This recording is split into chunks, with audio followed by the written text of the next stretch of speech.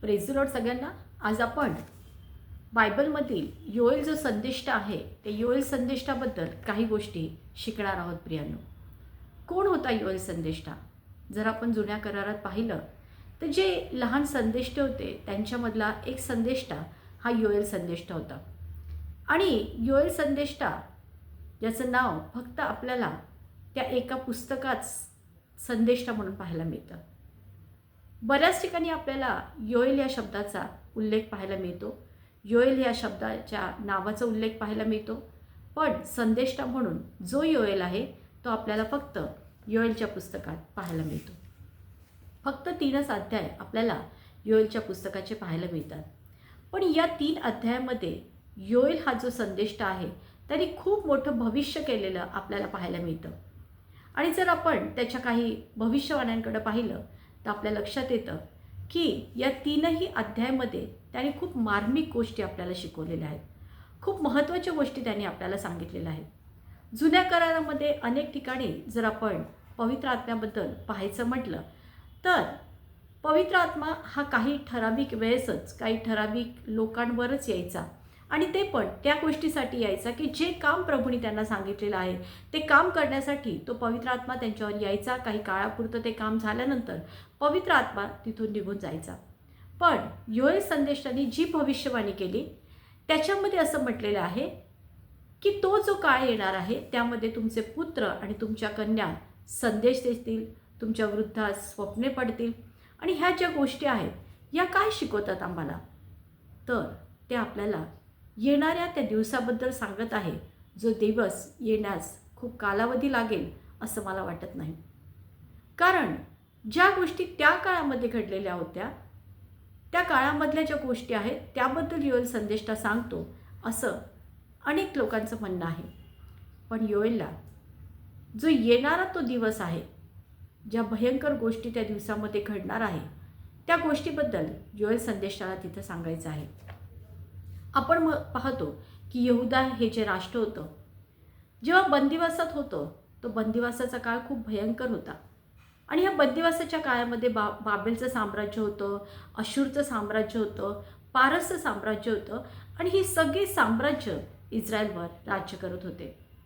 पण तो बंदिवासाचा काळ संपल्यानंतर आपण पाहतो की हे सगळे यहुदी जे आहेत ते पुन्हा यरूशलेममध्ये आलेले आहेत. आणि यरूशलेमचं जे मंदिर होतं ज्याची पुनर्बांधणी व्हायची होती ते पुनर्बांधणी होऊन पूर्ण झालेलं आपण पाहतो. आणि याच काळामध्ये योएलने हे पुस्तक लिहिलेलं आहे असं अभ्यासकांचं म्हणणं आहे. कारण योएलने तिथं कुठल्याही त्याच्या पुस्तकामध्ये बाबेलच्या साम्राज्याचे उल्लेख केलेला नाही, अशूरचा उल्लेख केलेला नाही, पारसचा उल्लेख केलेला नाही, कुठलाच उल्लेख केलेला नाही. पण त्याच्या पुस्तकामध्ये त्यांनी जे याजकीय लोक आहे, अधिकारी लोक आहे यांचा उल्लेख मात्र नक्कीच केलेला आहे. आणि यरूशलेमचं जे मंदिर आहे त्या मंदिराबद्दल आपण या योएलच्या पुस्तकामध्ये काही गोष्टी शिकतो. सुरुवातीचा जो काळ होता प्रियांनो, जेव्हा बाबेलच्या साम्राज्यामधून त्या बंदिवासातून हे सगळे यहुदी पुन्हा आपल्या मायदेशी परत आलेले आहेत. आणि इथं आल्यानंतर ते सुखवस्तू जीवन जगत आहेत. सगळीकडे हिरवळ आहे, सगळीकडं पिकं छान दिसत आहेत आणि कुठल्याही गोष्टीची त्यांना कमी नाही. आणि प्राणी आपले जे आहेत ते पण छान इकडे तिकडे वावरत आहे आणि सगळं काही सुरळीत चालू आहे. आणि मग जेव्हा मंदिरात अर्पण करायची वेळ येत असेल त्या मंदिरात जे जे अर्पण द्यायचं असेल त्या अर्पण देण्यासाठी देखील त्यांच्याकडे सगळ्या गोष्टी भरपुरीने होत्या. अन्नधान्याची कुठली कमी नव्हती आणि कुठल्या सुखवस्तू गोष्टींची कमी नव्हती. आणि सगळं छान चाललेलं असताना हे लोक देवाला कुठेतरी विसरून गेलेले आहेत असं जेव्हा देवाच्या लक्षात आलेलं आहे. आणि आपण पाहतो की योएल संदेष्टाला त्यांनी या गोष्टीची जाणीव करून दिली. आणि परमेश्वराने योएल संदेष्टाला सांगितलं की जा आणि माझ्या लोकांना सांग की तुम्ही नशेत एखाद्या व्यक्ती असाव्या, त्या नशेत असलेल्या लोकांसारखं जीवन तुम्ही जगत आहे. तुम्ही प्रत्येक गोष्ट विसरून गेलेले आहे. आणि त्या गोष्टीची जाणीव करून देण्यासाठी आपण पाहतो की योएल संदेष्टाबद्दल देवाची वाणी देवाने त्याला सांगितलेलं आहे. आणि मग योएल संदेष्टा जेव्हा पुन्हा एकदा त्याच्या लोकांमध्ये आलेला आहे, योएल जेव्हा पण देवाशी बोलत असेल, जेव्हा पण देवाची वाणी त्याला ऐकायला येत असेल, एका उंच पहाडावर तो जात असेल आणि तिथं देव त्याच्याशी बोलत असायचा आणि जे देव त्याच्याशी जे बोलत असायचा ते येऊन तो त्याच्या लोकांना सांगताना आपण पाहतो. एक दिवस योएल संदेष्टा पर्वतावर गेलेला आहे आणि तिथे गेलेला असताना तो प्रार्थना करत आहे, देवाशी बोलत आहे आणि एक मोठा अंधकार त्याला जाणवलेला आहे आणि कुठेतरी काळे ढग त्याच्या दृष्टीस पडलेले आहे आणि योएलला समजतच नव्हतं हे काय चालू आहे, हे काय दिसत आहे. आणि आपण पाहतो की एक मोठी टोळधाड जी आहे ती टोळधाड या पूर्ण यहूदा राज्यावर आपल्याला आलेली दिसते आणि जे सगळं सुरळीत चाललेलं होतं, जी सगळी छान परिस्थिती होती, कुठल्याहीच गोष्टीची काही कमी नव्हती प्रियांनो. आणि अचानक एका रात्रीमध्ये सगळं काही बदलून गेलेलं आहे. इतकं काही बदलून गेलं की जी हिरवळ होती ती संपून गेलेली होती. प्राणी एकमेकांबरोबर सुंदर इथे राहत होते, ते आता कुठेतरी कोपऱ्यात बसलेले आहे. हरिणी आपल्या पिल्लांसोबत, तिचे पिल्लं तिची मरून गेलेली आहेत. टोळधाडीने सगळं काही नष्ट करून टाकलेलं आहे. सगळं जी हिरवळ होती ते नष्ट तोडून टाकलेलं आहे, खाऊन टाकलेलं आहे. त्यात सगळं जमीनदोस्त झालेलं आहे, त्यांच्या पिकांची नासधूस झालेली आहे, त्यांची जनावरं मरून गेलेलं आहे. आणि अशा भयंकर परिस्थितीमध्ये एका क्षणार्धात होत्याचं नव्हतं झालेलं आपण त्या परिस्थितीमध्ये पाहत आहे. आणि मग जेव्हा योएलच्या हे लक्षात आलं तेव्हा योएलने त्या लोकांना जाऊन सांगितलं की तुम्हाला असं वाटत असेल की ही टोळधाड सहजच आलेली आहे. ही टोळधाड सहज आलेली नाही माझ्या भावांनो.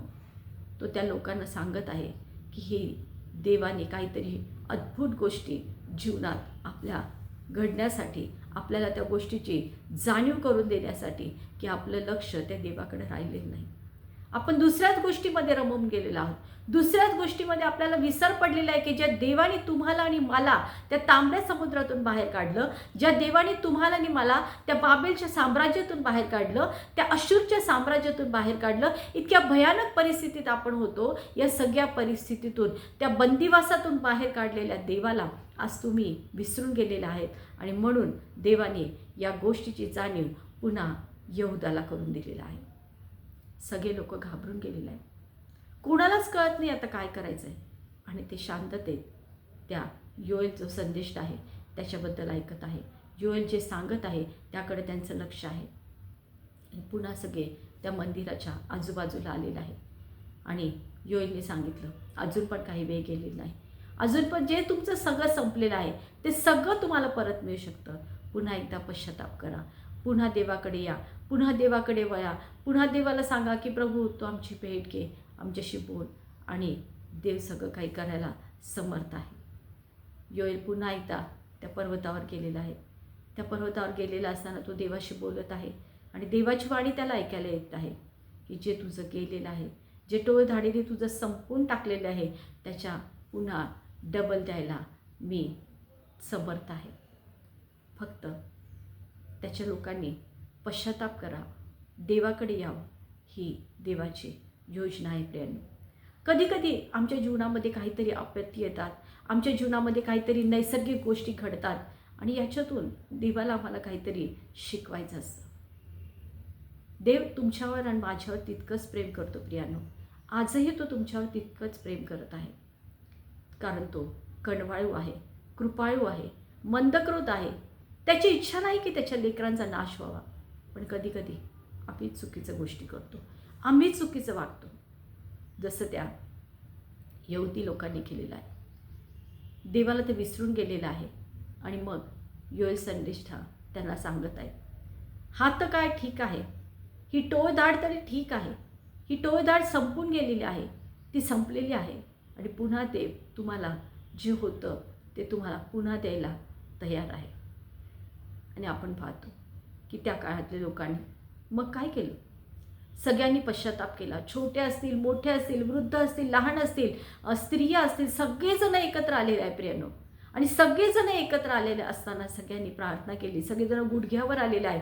आणि आपण पाहतो की तिथं एक वृद्ध हन्ना होती, तिला देखील देवाने दृष्टांतात काही गोष्टी दाखवल्या. आणि मग ती योएल संदेष्टाकडे आली आणि योएल संदेष्टाने तिने सांगितलं की मला असं स्वप्न पडलेलं आहे. आणि मग योएलने सांगितलं, योएलला या गोष्टीचा आनंद वाटला की देव अजूनही त्याच्याशी लोकांशी बोलत आहे. एक छोटा मुलगा तिथं आलेला आहे प्रियांनो. आणि त्या छोट्या मुलाने योएलला प्रश्न विचारला, योएल संदेशाला, की काय देव माझी पण प्रार्थना ऐकेल. योएल संदेष्टाने त्याला सांगितलं, बाळा, देव कोणाचं वय बघत नाही. देव कोणाचं तुम्हाला किती टॅलेंट आहे, तुझ्यामध्ये काय गुण आहे, तुझ्यामध्ये काय कमी आहे, हे योएल म्हणतो की हे मी देव काहीच पाहत नाही. देव तुझं हृदय बघतो, देव तुझं अंतःकरण बघतो, तुझ्या अंतःकरणातील देवाबद्दलची तळमळ तो बघतो. आणि जर तू खऱ्या अंतःकरणाने त्याच्याजवळ जाशील तर देव तुला प्रत्येक गोष्ट द्यायला तयार आहे, प्रत्येक गोष्टीत तुला आशीर्वादित करायला तयार आहे. आणि मग आपण पाहतो की यहोदावर देवाने दया आणि कृपा केलेली आहे आणि त्यांच्या सगळ्या गेलेल्या गोष्टी त्यांना परत मिळालेल्या आहे. इथे योएलला तेवढंच सांगायचं नव्हतं प्रियांनो. योएल त्या दिवसाबद्दल सांगत आहे, तो येणाऱ्या दिवसाबद्दल सांगत आहे की ही टोळधाड तरी ठीक आहे, याच्यापेक्षा भयंकर गोष्टी त्या येणाऱ्या दिवसामध्ये घडणार आहेत. आणि देवाने त्याला दाखवलं की त्या काळामध्ये तुमचे वृद्ध त्यांना स्वप्न पडतील, तुमचे पुत्र आणि कन्या संदेश देतील. आणि हाच तो काळ आहे प्रियांनो, ज्या काळाबद्दल योएल संदेष्टा आपल्याला सांगत आहे. आज आपण पाहतो, जर या मीडियामध्ये पाहिलं तर अनेक तरुण तरुणी आपल्याला संदेश देताना बघतात, स्तुती आराधना करताना आपण पाहतो. कुठला हा काळ आहे? अनेक भयंकर गोष्टी देखील याच काळात आपल्याला घडताना दिसत आहे. नैसर्गिक आपत्ती आपण जर पाहिले तर भयंकर नैसर्गिक आपत्ती आपल्याला या परिस्थितीमध्ये पाहायला मिळत आहे. पण फक्त एवढंच झालेलं आहे की आम्ही अजूनही आमच्या सुखवस्तूमध्ये सगळ्या गोष्टी विसरत चाललेलो आहे. अजूनही आम्हाला त्या गोष्टीचा विसर पडलेला आहे. अजूनही आम्हाला काळाची चिन्ह आजही दिसत नाही आहे की खरोखरी जे योएलने सांगितलं ते कुठंतरी आता पूर्णत्वास येणार आहे. कुठंतरी तो काळ जवळ आलेला आहे प्रियांनो. एक तो काळ घडून गेला प्रियांनो. आपण पाहतो की मधल्या काळामध्ये करोनाची मोठी भयंकर आपत्ती या जगावर कोसळली. सगळेजण घाबरून गेले होते, सगळ्यांना भीती वाटत होती, एकमेकांचीच भीती लोकांना वाटत होती. आपले प्रियजन, आपले आप्तजन आपल्याला सोडून गेले. थोडा काळ होता, 2-3 वर्ष आपण त्याच्यामध्ये राहिलो, पण आज पुन्हा आपण विसरून गेलो. कारण सगळं सुरळीत चालू आहे.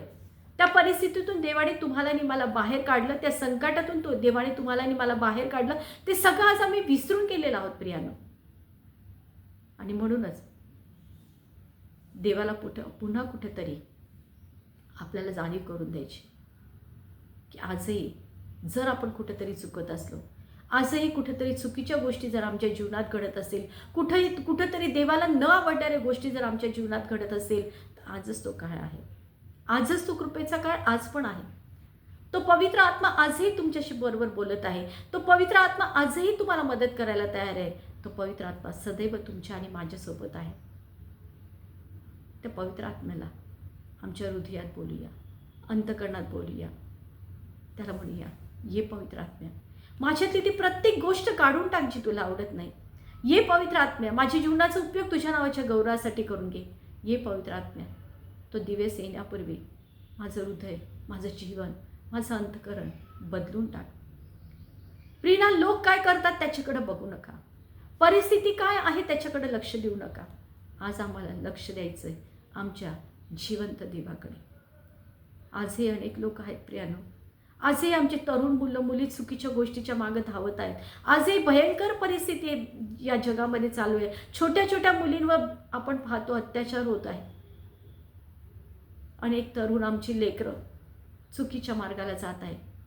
कोण कारणीभूत आहे याला? सैताने त्यांना जखडून टाकलेलं आहे, त्यांचे डोळे बंद केलेले आहेत. ते बंद डोळे उघडायचे आहेत तुम्हाला आणि मला. त्या काळात योएल संदेष्टांनी लोकांचे डोळे उघडावे म्हणून अनेक गोष्टी केल्या प्रियांनो. तो गुडघ्यावर आला, त्यांनी प्रार्थना केली, त्यांनी लोकांना उत्तेजित केलं, लोकांना या गोष्टीची जाणीव करून दिली. आजही तो वेळ आहे. आजही देवाकडे वळा. आज ती जबाबदारी देवाने तुमच्याने माझ्यावर सोपवलेली आहे.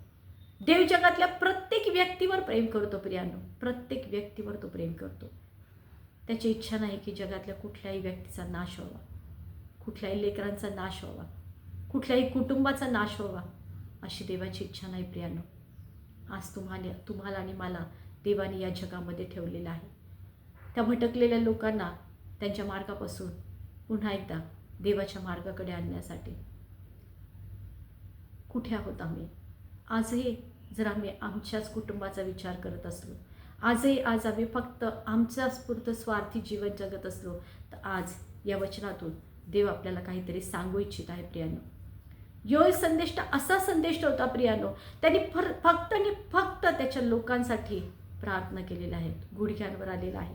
आणि जे देवाने त्याला सांगितलं, जे देव त्याला सांगत असेल त्याच गोष्टी योएलने त्याच्या लोकांनी येऊन सांगितलेल्या आहेत. आज वचनाद्वारे, दृष्टांताद्वारे प्रभू आपल्याला खूप काही गोष्टी सांगू इच्छित आहे प्रियानो. आज जे देवाचे सेवक असतील, देवाच्या सेविका असतील, त्यांना मी सांगू इच्छिते. योएल संदेष्टाने त्याच्या पुस्तकामध्ये याजकांना सांगितलं, अधिकाऱ्यांना सांगितलं की सगळ्यांनी एकत्र या, प्रार्थना करा, पश्चाताप करा, तुमच्या लोकांसाठी रडा. जे लोक देवाने तुम्हाला दिलेलं आहे, ज्या मंडळीचे तुम्ही पाळक आहात, जी मंडळीची जबाबदारी देवाने तुम्हाला दिलेली आहे, त्या मंडळीसाठी आम्हाला काहीतरी करायचं आहे. जगातल्या त्या प्रत्येक व्यक्तीसाठी आम्हाला काहीतरी करायचं आहे. सोडून द्या त्या गोष्टी प्रियानो, सोडून द्या त्या गोष्टी. जे झालं ते आम्ही सोडून देऊया. आज जर आपल्याला देवाने या जगामध्ये ठेवलेलं आहे, आपण त्याचे पुत्र आणि कन्या म्हणून जर या जगात जगत आहोत, तर आम्हाला आज आमची जबाबदारी पार पाडायची आहे. योएल संदेशाने त्याची जबाबदारी पार पाडली. जे यहूदा त्या नाशाच्या दलदलीत फसून गेलेलं होतं, यहूदा राष्ट्र पूर्णपणे विसरून गेलेलं होतं की देवाने त्याला कुठल्या परिस्थितीतून बाहेर काढलं. ती टोळधाड अचानक आलेली नव्हती प्रियांनो. देवाला त्यांना त्याच्यातून काहीतरी शिकवायचं होतं. आज जर तुम्ही कुठल्या संकटात असाल, आज जर कुठल्या भयंकर परिस्थितीमध्ये तुम्ही असाल, आज जर कुठला आजार तुमच्या जीवनामध्ये असेल, आज जर कुठली समस्या तुमच्या जीवनामध्ये असेल, तर मी सांगू इच्छिते तुम्हाला, एक देवाची सेविका म्हणून तुम्हाला आज मला सांगावंसं वाटतं की काही घाबरू नका या गोष्टीला.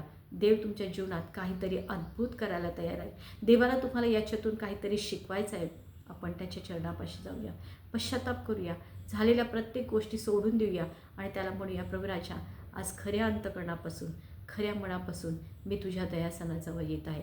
त्या प्रत्येक गोष्टीची माफी मागूया, क्षमा मागूया आणि देव त्याच्या रक्तानं, त्या प्रभू येशू ख्रिस्ताने तुमच्या आणि माझ्यासाठी ते रक्त सांडलेलं आहे. ते अनमोल रक्त जे तुमच्यासाठी सांडलेलं आहे, त्या अनमोल रक्ताने तो तुम्हाला शुद्ध करायला तयार आहे. तो तुम्हाला स्वच्छ आणि नवीन करायला तयार आहे प्रियांनो.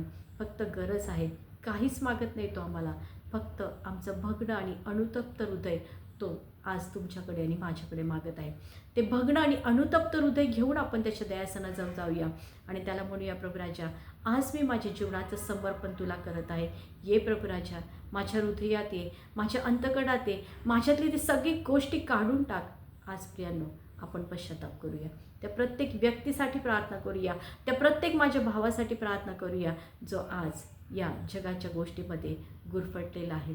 आणि देवाची इच्छा आहे की आज त्याने तुम्हाला आणि मला जर या जगामध्ये ठेवलेलं आहे, तर त्या प्रत्येक व्यक्तीसाठी प्रार्थना करूया जो भटकलेला आहे. आणि योएल संदेशाचं सारखं म्हणूया की जसं तो म्हटला की त्या काळामध्ये तो जो दिवस येणार आहे त्याच्यामध्ये कोणीच राहायला नको. तर आपणही प्रार्थना करूया, जो दिवस येणार आहे, जो काळ येणार आहे, याहीपेक्षा भयंकर काळ येणार आहे, याहीपेक्षा भयंकर आपत्ती येणार आहे, करोनापेक्षा भयंकर गोष्टी या जगामध्ये घडणार आहे प्रियानो. आणि त्याची चिन्ह आपल्याला दिसत असतानाही जर आपण शांत आहोत, आजही आपण जगाच्या विलासामध्ये, जगाच्या गोष्टीमध्ये गुरफटलेले आहोत, तर देवाची वाणी आज तुम्हाला आणि मला सांगत आहे ते योएल संदेशासारखं की आज उठ आणि त्या लोकांसाठी प्रार्थना कर जे भटकलेले आहे. आज आपण त्याच्या दयासनाजवळ जाऊया आणि त्याला प्रार्थना करूया आणि त्याला म्हणूया, प्रभू राजा, त्या प्रत्येक व्यक्तीला आज मी नावानावाने तुझ्याकडे उंचावत आहे जे तुझ्यापासून दूर झालेले आहे. प्रभू, प्रत्येकावर तुझी दया कर, प्रत्येकावर तुझी दया कर आणि प्रत्येकाला त्या चुकीच्या गोष्टीपासून बाहेर कर. आणि प्रभू करो पुन्हा एकदा त्याच्या दयासनाजवळ येण्यासाठी आपल्या प्रत्येकाला सहाय्य करू. आमेन.